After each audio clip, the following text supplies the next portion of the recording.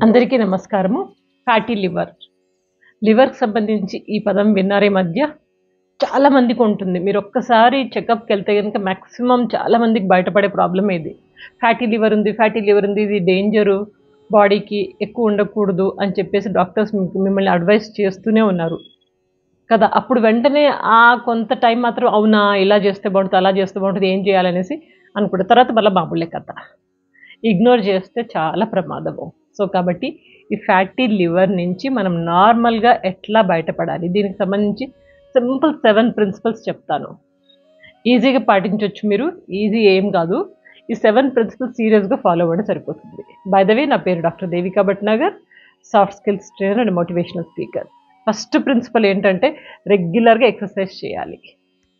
ఎప్పుడైతే మీరు ఎక్సర్సైజ్ చేస్తారో it improves all over your health and also లివర్‌ని కూడా ఆటోమేటిక్‌గా కంట్రోల్ ఉంచుతుంది. కాబట్టి ఎక్సర్సైజ్ కంపల్సరీ. ఎక్సర్సైజ్, యోగా ఏదైనా ఒక ఫిజికల్ యాక్టివిటీ ఇది కంపల్సరీ. ఇది ఉంటేనే మనకి ఫ్యాటీ లివర్‌కి కొంచెము ఉపయోగం అవుతుంది. అది స్లిమ్‌గా తయారవుతుంది. మనం ఎక్సర్సైజ్ చేస్తే.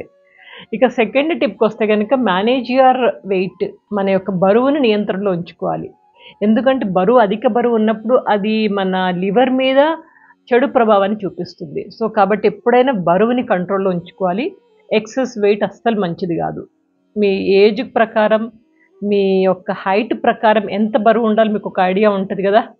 దాని ప్రకారం మెల్లమెల్లగా గ్రాడ్యుయల్లీ మెల్లమెల్లగా బరువును తగ్గించుకొని కంట్రోల్‌లో ఉంచుకోవడం చాలా ఇంపార్టెంట్.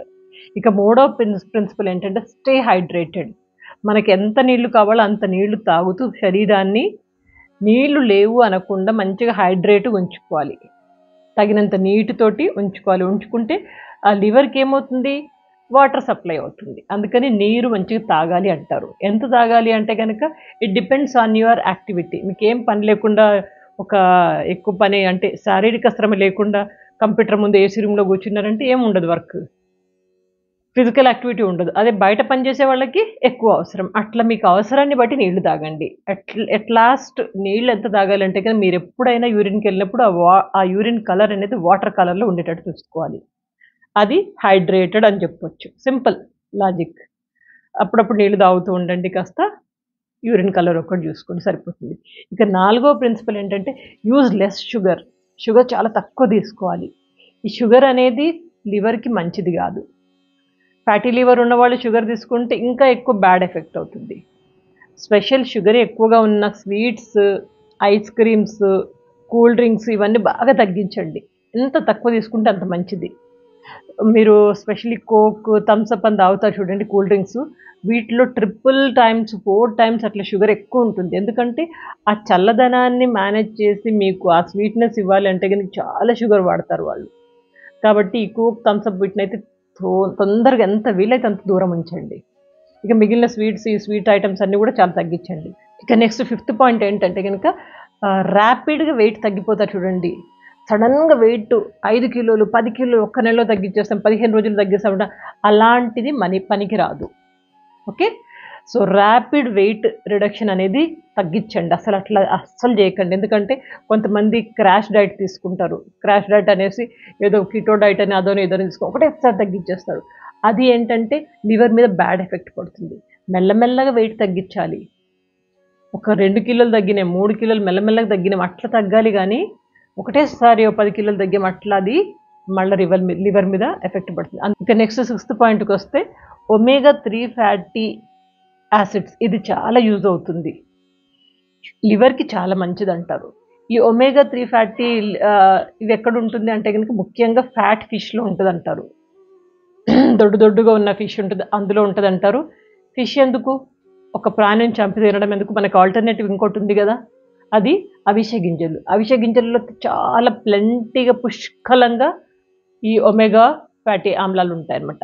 ఇది తీసుకోండి అవిసె గింజలు. అవిసె గింజలు పౌడర్ చేసి తీసుకోండి. పౌడర్‌ని మజ్జిగలో కలిపి తీసుకోండి. లేకపోతే మనము చేసుకుంటాం కదా! నువ్వుల పొడి, పల్లీల పొడి అట్లనే అవిసె గింజల పొడి చేసుకోండి. అవిసె గింజల లడ్డు చేసుకోండి. ఎట్లా అయితే ఏంటి మనం అవిసె గింజల వాడకాన్ని పెంచితే గనక ఈ ఫ్యాటీ లివర్ ఉన్న వాళ్ళకి చాలా ఉపయోగం. అంతేకాకుండా ఇంక last point take sattvic food. Sattvic భోజనం చేయండి. ఇక ఎక్కువ ఆయిల్స్ ఉన్నాయి అండ్ అదేవిధంగా జంక్ ఫుడ్డు అండ్ ఎక్కువ మసాలాలున్న ఫుడ్డు నాన్ వెజ్ బాగా మసాలాలు దట్టించి నాన్ వెజ్ తినడం ఇవన్నీ మంచిది కాదు.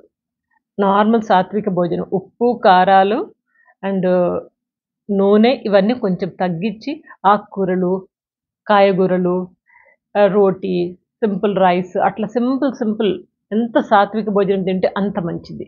సింపుల్ ఇంపే అండి. ఇవి కాకుండా ఈ 7 ప్రిన్సిపల్స్ కాకుండా మీరు ఆల్కహాల్ తాగే వాళ్ళైతే గనక ఇది అస్సలు మంచిది గాదు.